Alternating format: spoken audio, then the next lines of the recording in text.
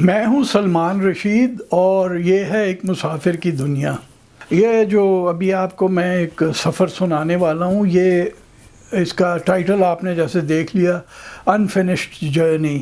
یہ مکمل نہیں ہوا ابھی، اور یہ مکمل بعد میں ہوگا، وہ آخر میں آپ کو بتاؤں گا کیسے۔ کہانی جو ہے وہ شروع ہوتی ہے 1220 کے اندر، جب چنگیز خان ایک طوفان کی طرح منگولیا سے نکلا اور چل پڑا پوری دنیا کو فتح کرنے کے لیے۔ پہلے تو اس نے سارے جو منگولوں کے قبیلے تھے جو تتر بتر ہوئے تھے ان کو اکٹھا کر کے ایک قوم بنایا، اور پھر وہ نکل پڑا۔ تو جب وہ اپنی فتوحات پہ مغرب کی طرف جا رہا تھا تو ایک وقت اس نے یہ جو خوارزم کی سلطنت تھی، ازبکستان قازقستان کا جو علاقہ ہے وہاں پہ، اس کے بادشاہ کو، سلطان محمد کو، وہ اپنے آپ کو بڑا ترم خان مانتا تھا۔ اس نے اپنا نام اپنے سکوں پہ رکھا ہوا تھا سکندر۔ وہ اپنے آپ کو کہتا تھا کہ میں الیگزینڈر سے بھی بڑا بادشاہ ہوں۔ پتہ نہیں یہ کیا بیماری لگ جاتی ہے لوگوں کو، ذرا سی طاقت مل جائے تو وہ پوتر جاتے ہیں۔ تو خیر وہ چنگیز خان نے اس کو اپنے کچھ ایلچی بھیجے، سفارتکار، اور ساتھ میں کوئی تاجر بقول اپنی تاریخ جہاں کشا کے، جو کہ اس کی تاریخ ہے چنگیز خان کی۔ اور بتاتا چلوں کہ تاریخ جہاں کشا علاء الدین یا عطا ملک کے نام سے بھی جانا جاتا تھا، جوینی کی لکھی ہوئی ہے۔ یہ جو آدمی تھا عطا ملک، اس کے باپ دادا جو تھے وہ چنگیز خان کے دربار میں تھے، اور اس نے یہ کتاب لکھی اپنے باپ دادا سے داستانیں سن کے۔ اس کے مطابق تو یہ ہے کہ وہ جو تاجر بھیجے گئے، وہ ایلچیوں کے ساتھ جو تاجر بھیجے گئے سلطان محمد کے دربار میں، وہ 400 تھے۔ مجھے لگتا ہے کہ یہ تھوڑا سا مبالغہ ہوگا، 400 تاجر، اور وہ بھی سارے کے سارے مسلمان۔ ادھر سے لے لیے ہوں گے نا کاشغر، یارکند وغیرہ کے جو مسلمان لوگ تھے، ان کو پکڑ لیا ہوگا کہ چلو یار یہ سامان لے کے جاؤ، تجارت کرو وہاں پہ۔ اور ساتھ میں چٹھی جو لکھی چنگیز خان نے سلطان محمد خوارزم کے لیے، وہ یہ تھی کہ بھائی ہم دو بادشاہ ہیں اور ہمیں چاہیے بھائی بندی کے ساتھ رہیں ایک دوسرے کے ساتھ، اور یہ جو ہے اپنا میں تاجر بھیج رہا ہوں کہ یہ تجارت ہو اور ہماری یاری دوستی بڑھے۔ تو جب یہ تاجر اوترار کے شہر میں پہنچے، اوترار آج بھی قازقستان کا ایک شہر ہے، آپ گوگل ارتھ پہ جا کے چیک کر سکتے ہیں اوترار کو۔ تو وہاں وہ عین الجوک جو تھا نا، جو کہ گورنر تھا، اور وہ سلطان محمد کا کوئی رشتہ دار بھی تھا، اس نے دیکھا کہ یار بہت سارا قافلہ آ رہا ہے تاجروں کا، وہ دیکھا مال دولت بڑی ہے۔ اس کے بھیجے میں آیا نا فطور، اس نے کیا کیا کہ وہ جو ایلچی تھے، سفارتکار جو تھے، ان کو تو کیا قتل، اور یہ جو سارے بندے تھے ان کو لوٹ مار لیا، کچھ کو دھکے دھکے دے کے نکال بھی دیا، سارا مال ان کا کانفسکیٹ کر لیا۔ اور اس کو اپنے سلطان محمد کو کیا لکھا کہ بھائی یہ منگولوں کے جاسوس ہم نے پکڑے ہیں، مارے پیٹے ہیں، قتل کر دیے ہیں، اور ہم نے ان کا مال اسباب جو ہے نا وہ قبضے میں کر لیا ہے۔ تو وہ جو ہے نا وہ تو ہمارے ملک پہ قبضہ کرنے آ رہے تھے یہ منگول۔ سلطان محمد نے کہا ہاں ہاں بالکل ٹھیک کیا تم نے، یہ بہت اچھا کام کیا۔ جب یہ چنگیز خان کو خبر پہنچی تو اس نے وہاں سے بھیجے 3 اور سفارتکار منگول، اور کہ بھئی یہ جو کیا ہے اس کا ریڈریس کرو، یہ ہمیں ہمارا نقصان پورا کر کے دو، اور جو یہ کام اچھا نہیں کیا جو ایلچیوں کو مار دیا۔ یہ جو سلطان محمد تھا نا بالکل ہی پوترا ہوا تھا اس وقت تک۔ تو اس نے کیا کیا کہ وہ جو تینوں ایلچی تھے، ایک کی تو گردن اتاری نا، اب باقی 2 کو بے عزت کیا۔ ایک اکاؤنٹ کے مطابق، میرا خیال ہے تاریخ جہاں کشا میں یہ ہے کہ اس نے باقی 2 جو تھے ان کے منہ شوں کالے کیے اور داڑھی واڑی مونچھ شیو کر دی۔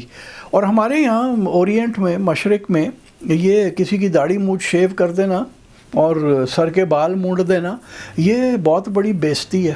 ان کو کر کے تو واپس بھیج دیا۔ چنگیز خان نے کہا کہ ہن پتر میں تن ملدا. تو وہ آیا اور اس نے آ کے اوترار کے شہر کا محاصرہ کیا. جب وہ ذرا محاصرہ لمبا ہوا تو کچھ جو معززین تھے شہر کے، جو بڑے لوگ تھے، وہ آئے اور انہوں نے کہا کہ بہن غلطی ہو گئی، معافی کر دو. اس نے کہا کہ سارے ادھر ذرا ایک سیدھ میں کھڑے ہو جاؤ، سارے کے سارے بندے بنو، اور سب کے گردنیں اتار دیں. اور محاصرہ 3 مہینے چلا اور اس کے بعد شہر کا دروازہ کھل گیا کیونکہ روٹی پانی ختم ہو گیا لوگوں کا. اور جب یہ منگول اندر داخل ہوئے تو مزید 1 مہینہ لگا وہ قلعے کو فتح کرنے میں، لیکن قتل عام پھر فل ہوا.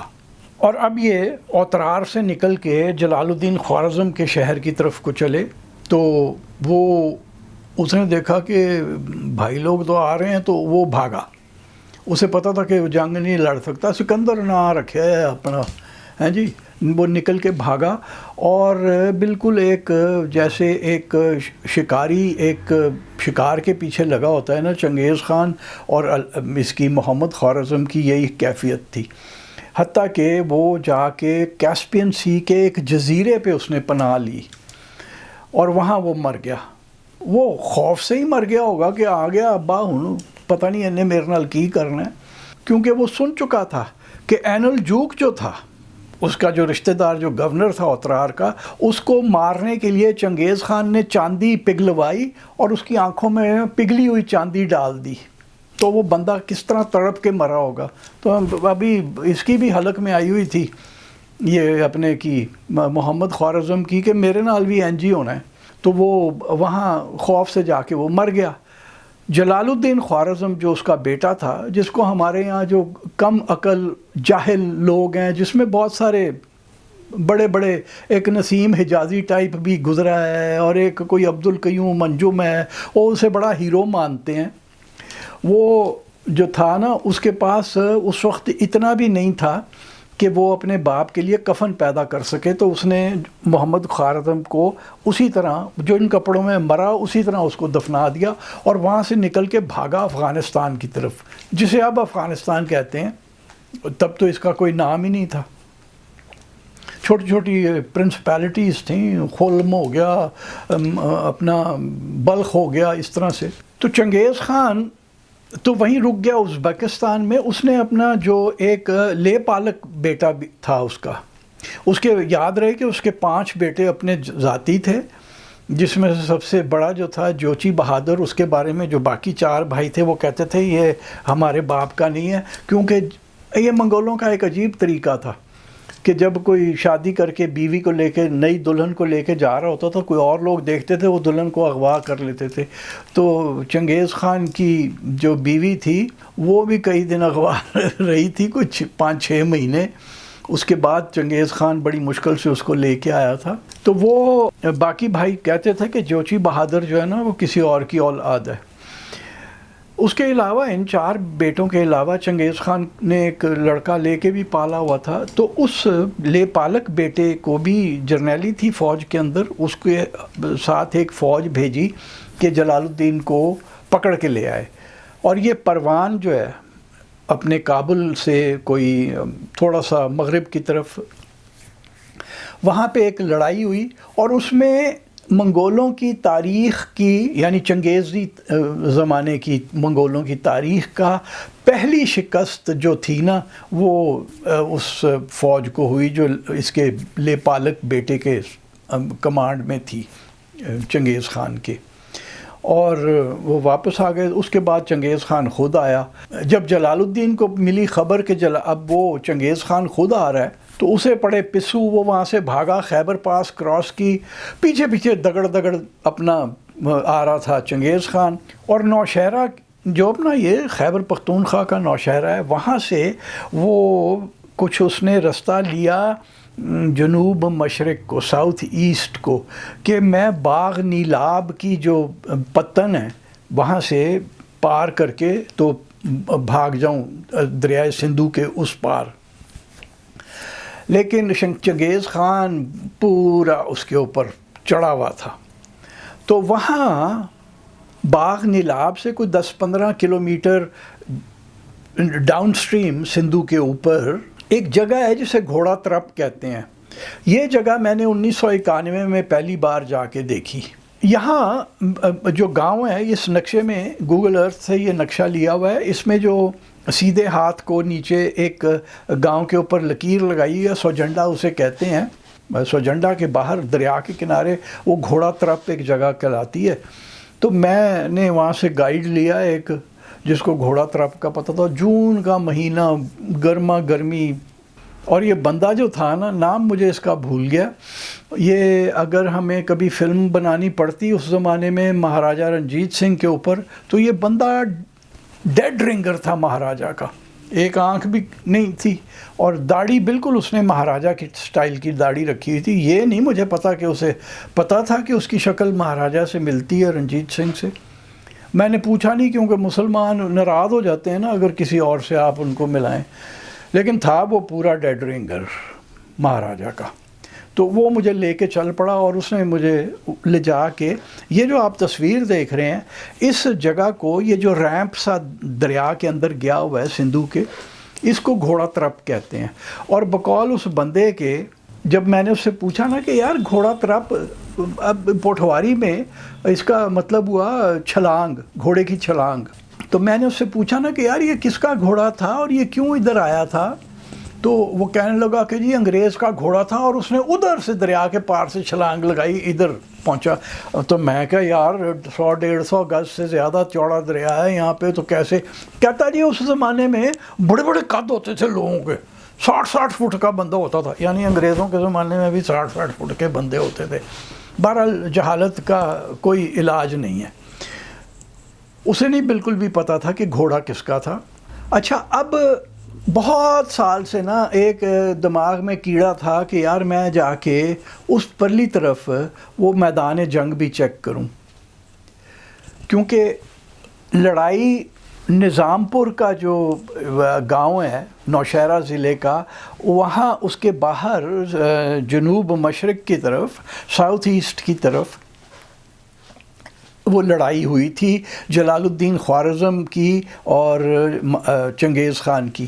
اور جلال الدین نے بڑی ڈیسپریشن میں آ کے یہاں پہ فوج لگائی، کیونکہ اس نے دیکھا کہ وہ چڑھ گیا. وہ تو باغ نیلاب تو تھوڑا اپ سٹریم تھا، کوئی 10 کلومیٹر، وہ وہاں تو پہنچ نہیں سک رہا تھا. تو وہاں یہاں اس نے بیچارے نے فوج آ کے اپنی لگا لی. اور جب وہ آ رہا تھا، وہ ابھی نوشہرہ کے پاس ہی تھا، تو اس کی فوج میں 2 جرنیل تھے. ایک تھا سیف الدین اغراق اور ایک امین ملک. ان کی آپس میں کوئی لڑائی ہو گئی. وہ کوئی گھوڑا تھا، عرب گھوڑا تھا تاریخ جہاں کشا کے مطابق. وہ کہے میں نے اس پہ سواری کرنی ہے، دوسرا کہے میں نے اس پہ سواری کرنی ہے. بڑی لڑائی ہوئی. میرا خیال ہے جلال الدین نے بڑی منتیں بھی کی ہوں گی کہ بھاجن نہ لڑو یار، اب ہمارے اوپر برا وقت آ گیا ہے، وہ پیچھے چنگیزی طوفان آ رہا ہے. لیکن انہوں نے کہا کہ چلو ہم نہیں، بس یہ وہ میں نے نہیں، ہم گھوڑے کے اوپر بس لڑائی ہے ہماری. اور پھر انہوں نے کہا کہ ہم دونوں جا بھی رہے ہیں، ہم نہیں تمہاری فوج میں رہیں گے. اصل میں ان کی جو ہے نا حالت پتلی تھی مارے خوف کے کہ یار چنگیزی تو جو کچھ کرتے آ رہے ہیں وہ سن چکے تھے، اور بیوی بچے لے کے لوگ بھاگ رہے تھے ساتھ. تو انہیں پتہ تھا کہ کیا بنے گا بیوی بچوں کے ساتھ. سیف الدین اغراق نے تو رستہ نیچے کا لیا نا، جسے کہتے ہیں نا پتلی گلی سے نکل کے جا کے کرم کے رستے افغانستان کو بھاگ گیا. اور یہ جو امین ملک تھا نا، یہ بڑا اپنے آپ کو ترم خان مانتا تھا. اس نے کہا کہ میں منگولوں کے اس گانٹلٹ کے بیچ میں سے نکلوں گا. یہ اپنی فوج لے کے چڑھ گیا ادھر اور کشتہ زن ہوا. کہتے ہیں، یعنی تاریخ میں لکھا ہوا ہے کہ جناب جب جلال الدین خوارزم نے دیکھا کہ اب شکست ہو گئی پوری، تو وہ ایک بار اپنے کیمپ میں گیا، اپنی بیوی بچوں کو ملا، رو رو کے انہیں کہا کہ بس اب اللہ ہی حافظ ہے تمہارا. اور پھر کہتے ہیں کہ اس نے گھوڑا دوسرا لیا اور سر پر دوڑاتا ہوا منگولوں کی کیولری میں گھسا، کچھ بندے مارے اور اس کے بعد گھوڑے کو واپس موڑا اور سر پر دوڑاتا ہوا آیا اور گھوڑے کو اونچی جگہ سے دریا میں چھلانگ لگوا دی. یعنی اگر آپ وہاں پھریں دیکھیں تو آپ کو پتہ چلتا ہے کہ دریا کے نیچے چٹانیں ہیں وہاں پہ کنارے کنارے، لیکن ایک جگہ ہے، اور وہ یہ جو گھوڑا ترپ والی آپ تصویر دیکھ رہے ہیں، جو اس اپنے ریمپ کی تصویر آپ دیکھ رہے ہیں، اس کے بالمقابل پرلی طرف دریا کے آپ دیکھیے کہ دریا کا کنارہ سیدھا ہے اور وہاں پتھر نہیں ہے، تو لگتا ہے کہ وہ جگہ تھی جہاں سے اس نے چھلانگ لگوائی اپنے گھوڑے کو، اور پھر تیرتا ہوا ادھر کو آ گیا۔ چنگیز خان اپنی فوج کو لے کے آیا اس کے پیچھے، لیکن پھر اس نے اپنے تیر اندازوں کو روک دیا کہ نہیں اس کو نہیں مارو، لیکن اس کے جو باقی فوجی بھی دریا میں اس کے پیچھے پیچھے انہوں نے بھی اپنے گھوڑے ڈالے، تو ان کو منگولوں نے نہیں چھوڑا، اور عطا ملک کے مطابق جو تھی یہ آپ کی اتنی تیر اندازی کی گئی، اتنے بندے مارے گئے کہ دریا کا پانی لال ہو گیا جہاں جہاں تک منگولوں کے تیر گئے، بندہ نہیں انہوں نے کوئی چھوڑا۔ یہ جلال الدین اس پار آیا، کچھ بندے بھی بچ کے آئے ہوں گے، اور بتایا جاتا ہے اس کے مطابق، تاریخ جہاں کشا کے مطابق، عطا ملک کہتا ہے کہ ایک جگہ اس نے اپنا نیزہ گاڑا اور اپنے کرتا اتار کے اس کے اوپر ٹانگا خشک کرنے کے لیے، کیونکہ یاد رہے یہ لڑائی جو ہے یہ جنوری 1221 کے اندر ہوئی تھی، آخری دن تھے جنوری کے۔ ایک تاریخ میں یہ بھی ہے کہ پہلا ہفتہ تھا فروری کا 1221 میں، دریا میں پانی کم تھا، یہاں پہ آ کے اس نے اپنا کرتا ورتا ٹانگا، اپنی تلوار کا وہ نکالی ہوگی میان، اور اس میں اس کو بھی خشک کیا یہاں، اور پھر پار کیا دیکھ رہا ہے کہ اس کے کیمپ میں منگول گھس گئے ہیں اور لٹ مار شروع ہے، اور اس کے گھر کی عورتوں کے ساتھ برا سلوک ہو رہا ہے۔ یہاں بیٹھ کے دیکھتا رہا، ہم اسے بڑا بڑا ہیرو مانتے ہیں، اور یہ وہ ہیرو ہے کہ جو یہاں سے گیا تو ملتان کو آگ لگائی، اچھ کو آگ لگائی، اپنا بھمبور کو آگ لگائی، یہ بدذات آدمی تھا، ہم اسے صرف اس لیے ہیرو مان کے بیٹھے ہوئے ہیں کہ مسلمان تھا، کیسا مسلمان تھا یہ بھی ہمیں نہیں پتہ۔ تو وہ چونکہ ہم ذرا نسیم حجازی ٹائپ ہے نا سارے کے سارے، اور پھر ہمیں یہ بھی پتہ چل گیا چنگیز خان نے یہ اپنے بیٹوں کو بلایا، تاریخ میں عطا ملک جوینی کی تاریخ میں، تاریخ جہاں کشا میں اس نے اپنے بیٹوں کو بلایا اور کہا کہ دیکھو اتنا دلیر ہونا چاہیے بیٹا کسی کا، کسی باپ کا، یہ کیسے چھلانگ لگائی اس نے گھوڑے کے ساتھ، وہ سالہ بھاگ رہا تھا، اب دلیر ہوتا تو لڑ کے مرتا ادھر، ہمارے شہر تو بچ جاتے نا۔ اب مجھے جب میں 1991 میں گیا تھا ادھر سوجنڈا یا پنجاب والی سائیڈ کا گھوڑا ترپ دیکھنے، تب سے میرے دماغ میں کیڑا تھا کہ میں ایک دن جاؤں گا نظام پور، اور ادھر جا کے میں یہ وہ میدان جنگ بھی دیکھوں گا، اور ادھر پوچھوں گا لوگوں سے کہ کیا کوئی گھوڑے کی خبر ہے انہیں۔ تو کچھ 4-6 مہینے پہلے ہمارے بڑے پیارے دوست ہیں ڈاکٹر سمد خان، پشاور میوزیم کے کیوریٹر بھی ہیں، وہ directorate of archaeology and museums کے ڈائریکٹر جنرل ہیں پشاور پہ، خیبر پختونخوا کے۔ تو ڈاکٹر صاحب سے میں نے کہا، میں وہ ایک پتہ ہے آپ کو کہ میدان جنگ ہے، ڈاکٹر صاحب بڑے اسمارٹ آدمی ہیں، کہتے ہیں اور آپ نے آ کے وہ دیکھنا ہے۔ میں نے کہا اگر آپ کو مدد کریں۔ ڈاکٹر صاحب نے سارا پروگرام بنا لیا، میں نے غلطی یہ کی کہ میں نے اپنے ایک سول سرونٹ دوست کو کہہ دیا کہ یار میں آ رہا ہوں، کوئی رہنے وہنے کا بندوبست ہو سکتا ہے، اس نے ایک اور کو بتایا،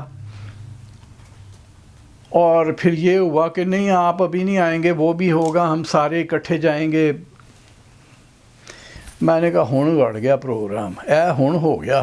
میں نے ڈاکٹر صاحب کو فون کیا، سمد صاحب کو، میں نے کہا سر وہ تو یہ مسئلہ ہے۔ وہ کہنے لگے اچھا کب آئیں گے پھر؟ میں نے کہا جی میں اب یہ 2 صاحبوں کے چنگل میں پھنس چکا ہوں، دیکھتے ہیں۔ لیکن وہی ہوا کہ میرا خیال ہے جولائی کے دن تھے یا اگست کے، وہ جو اس کے بعد آج جائیں گے کل جائیں گے، آج جائیں گے کل جائیں گے کرتے کرتے میں بارشوں کا سلسلہ چالو ہو گیا، اور بات ختم ہو گئی، ستمبر آیا اور میں مصروف ہو گیا ایک اور جگہ۔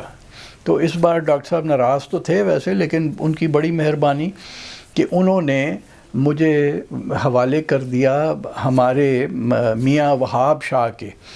میاں صاحب کاکا خیل کے ہیں، اور تو مجھے میاں صاحب نے وہاں پشاور سے اٹھایا، اور ہم نے رستے میں جہانگیر کو اور ایک اور دوست یاسر شاہ کو لیا اور ہم چل پڑے. تو نظام پور کے پاس ایک جگہ ہے، چھوٹا سا گاؤں ہے، نظام پور سے بھی چھوٹا، شگئے. وہاں ہم نے گاڑی کھڑی کی اپنے میاں وہاب شاہ صاحب نے، اور وہاں سے ایک لوگوں سے پوچھا کہ یہاں کہیں ایک جنگ ہوئی تھی. انہوں نے کہا جی گھوڑا ترپ ایک جگہ ہے، وہاں پہ بھی لفظ خیبر پختونخوا والی سائڈ پہ بھی لفظ گھوڑا ترپ کا ہی استعمال ہوتا ہے. تو ایک آدمی داڑھی والا تھا، میرا خیال ہوگا 60-65 سال کا، وہ ہمارے ساتھ چل پڑا. ویسے بڑا جاندار بندہ تھا، کیونکہ چلتے ہوئے ڈھلان بھی تھی، پھر چڑھائی بھی تھی. تو وہ جو کوئی آدھا پونا گھنٹہ ہمارے ساتھ چلا، وہ متواتر میاں وہاب شاہ صاحب کو کوئی داستان سناتا رہا. میں نے کہا اس کے پھیپھڑے بہت بڑے ہیں، مطلب طاقتور پھیپھڑے ہیں کہ عمر بھی ہے اور پھر بھی وہ بولے چلا جا رہا ہے. متواتر وہ کہانی میں مصروف تھا، اور وہ یوں ہمارے ساتھ چلا کہ وہ ہمیں وہاں چھوڑنا چاہتا تھا جہاں بہت ساری سڑکیں، کوئی رستے، سڑکیں کیا تھیں، وہ کچے رستے تھے، کوئی ادھر کو نکل رہا ہے کوئی ادھر کو، کہ جب ایک رستہ رہ گیا تو اس نے کہا بس جی یہاں سے اب آپ آگے جائیں، آپ نے چھوڑنا نہیں ہے، آپ سیدھے ادھر پہنچیں گے. نشانی یہ ہے کہ پار والی سائڈ کے اوپر لوگ نظر آئیں گے آپ کو. ہم جناب چل پڑے. ایک جگہ میں آگے آگے تھا، یہ تینوں صاحبان پیچھے تھے. تو ایک جگہ دوسانگا بنتا تھا رستے میں، میں آ کے وہاں پہ رک گیا. پیچھے مڑ کے دیکھا تو میاں صاحب نے اشارہ کیا کہ الٹے ہاتھ والا لینا ہے. میں الٹے ہاتھ والے دوسانگے پہ چل پڑا، اور ہم اب یہ جو ٹوٹا پھوٹا علاقہ تھا، پہاڑیاں، ہم اب اونچی جگہ پہ تھے، اور ہم آہستہ آہستہ دریا کی طرف بہت گریجولی نیچے کو جا رہے تھے. جنگل خوب تھا جس میں کہو، وائلڈ آلیو، پھلائی، کیکر اور اس قسم کی اور چیزیں بے شمار پیڑ تھے. اور یہ جو میسکیٹ جیسے کہتے ہیں، جسے سندھ میں دیوی کہتے ہیں، ہمارے پنجاب میں ولایتی کیکر کہتے ہیں. میں نے پوچھا نہیں وہاں پہ خیبر پختونخوا میں اسے کیا کہتے ہیں. یہ کوئی انگریز لے کے آیا تھا ساؤتھ امریکہ سے، لا کے اس نے یہاں پہ تعارف کرا دیا اس کا، اور یہ چونکہ انویسو ہے تو یہ خود بخود ہی بڑھتا گیا. سنا ہے سندھ میں تعارف کرایا گیا تھا اس کا کہ یہ اس پہ بالن کے طور پہ بھی استعمال کیا جائے گا، اور جانور بھی کھائیں گے. جانور تو شاید اتنے شوق سے نہیں کھاتے، لیکن بالن بڑا اچھا ہے. تو وہ اپنا جنگل تھا، اس میں سے ہم رستہ جا رہا تھا، چلتے چلے گئے، اور ہم دریا کے کنارے پہنچ گئے. اور واقعی پار ریت کا ایک وہ تھا، ساحل سا بنا ہوا تھا، اس کے اوپر کچھ لوگ نظر آئے کچھ کرتے ہوئے، پتہ نہیں کیا کر رہے تھے. وہ کبھی کبھی سونا ڈھونڈتے ہیں یہاں پہ، شاید سونا ہی ڈھونڈ رہے تھے. یہ جو آپ دیکھ رہے ہیں گوگل ارتھ کا نقشہ، اس پہ لکھا ہوا ہے وی ور ہیئر، ہم یہاں کھڑے تھے. اس سفر پہ جانے سے کچھ دن پہلے میں نے ایک اپنے اندازے سے کہ سوجنڈا سے میں کس طرح چل کے گیا تھا. جب میں 1991 میں گیا ہوں تو میں ساؤتھ ویسٹ کی طرف کو گیا تھا سوجنڈا سے، اور زیادہ دور نہیں، کوئی میرا خیال ہے 1-1.5-2 کلومیٹر ہم گئے ہوں گے. تو ہم اس ریمپ پہ پہنچے تھے جو آپ کو میں اب دکھا رہا ہوں دوبارہ، جس کو گھوڑا ترپ کہتے ہیں. تو میں نے اس جگہ کے کوآرڈینیٹس اپنی ڈائری میں لکھ لیے تھے کہ میں جب اس طرف سے آؤں گا تو میں یہ جگہ پہنچنے کی کوشش کروں گا. تو جب ہم وہاں پہنچے، میں نے اپنا جی پی ایس نکالا تو پتہ پڑا کہ جو میں نے جگہ مارک کی ہوئی ہے نقشے کے اوپر، اس سے ہم 1 منٹ نارتھ کی طرف ہیں. تو میں نے جب کہا، یاسر شاہ میرے ساتھ کھڑا تھا، میں نے کہا یار وہ ہم نا 1 منٹ نارتھ میں ہیں، اور ہمیں یہ جو رج ہے اس کے پار وہ جگہ ہے جہاں پہ لڑائی ہوئی تھی اور جہاں سے جلال الدین نے اپنا گھوڑا دریا میں ڈالا تھا. تو وہ نوجوان آدمی ہے، کہتا یہ آپ کو نیچے رستہ دکھ رہا ہے نا، اس رستے پہ اگر ہم جائیں تو دریا کے ساتھ ساتھ ہم وہاں پہنچ سکتے ہیں. 1 منٹ نارتھ کوئی زیادہ فاصلہ نہیں ہوتا، ایسے ہی تھوڑا سا ہی ہوتا ہے. تو میں سوچی پہ گیا. اور دوسری بات یہ تھی کہ ہم پہلے نیچے اترنا پڑے گا کوئی 100 میٹر پھر جانا پڑے گا. اور دوسری بات یہ تھی کہ ایک رج تھی سامنے, وہ بھی تقریباً 100 میٹر اونچی تھی. وہ اگر ہم ادھر سے ہو کے گھوم کے اس رج پہ چڑھ کے پرلی طرف اترتے تو ہم اس جگہ پہنچ سکتے تھے جو میں نے مارک کی ہوئی تھی پہلے. میں نے کہا بندیا اب 1:20-25 ہو چکے ہیں, اگر جس سپیڈ پہ ہم اب چل رہے ہیں اور اگر ہم یہ اوپر چڑھیں اور اس طرف جائیں یا نیچے اتریں اور دریا کے ساتھ ساتھ جائیں تو 3 بج جائیں گے اس جگہ پہنچتے پہنچتے. 1.5 گھنٹہ تو لگنا ہی لگنا تھا. تو میں نے کہا کہ جی بس اب ہم جا نہیں سکتے کیونکہ رات پڑ جائے گی, اور ایک جگہ میں اور جانا چاہتا تھا لازمی. تو میں نے کہا کہ جی وہ رات پڑ جائے گی اور ہم یہاں خوار ہو جائیں گے, واپسی کا رستہ پھر ہمیں ذرا دقت ہوگی جانے میں. تو وہ ہم چھوڑ آئے.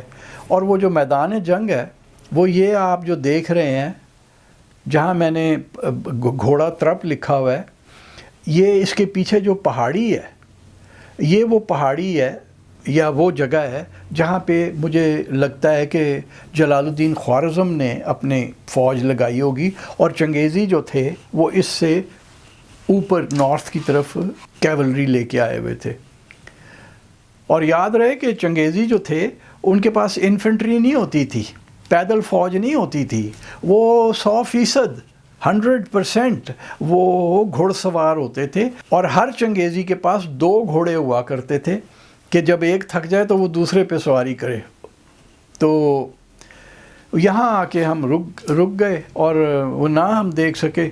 تو پھر ہم جب واپس چل پڑے اور پھر اس دوسانگے پہ پہنچے تو میں نے اس کی وہ کوآرڈینیٹس دوبارہ سے لے لیے کہ اگلی بار جب ہم آئیں گے تو اس دوسانگے سے سیدھے ہاتھ جانا پڑے گا.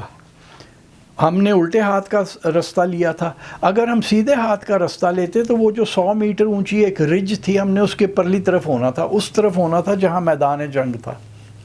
وہ ایک ہم سے غلطی ہو گئی جس کی وجہ سے ہم یہ نہ دیکھ سکے اور یہ ایک نامکمل سفر رہ گیا, انفنشڈ جرنی.